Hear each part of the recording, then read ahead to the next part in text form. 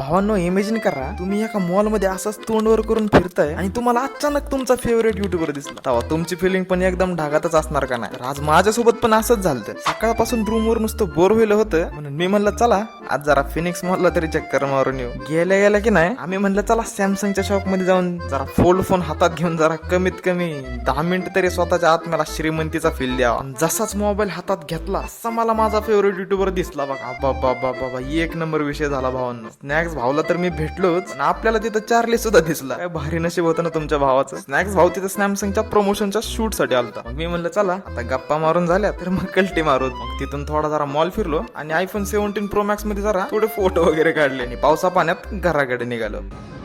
हमारे तेजस भाई हैं, हमारे सब्सक्राइबर हैं, इनको दबा के सब्सक्राइब करो, प्यार दो. लाइफ विद तेजस और इंस्टा पे भी इनको फॉलो मारो. मिनी व्लॉग्स बनाते करते पुणे में और एक नंबर है भाई. थँक्यू. स्नॅक्स भाऊ बोललाय म्हणल्यावरती तेवढं फॉलो तर करून घ्या बघा, नाहीतर पाप लागन भाड्यांनो.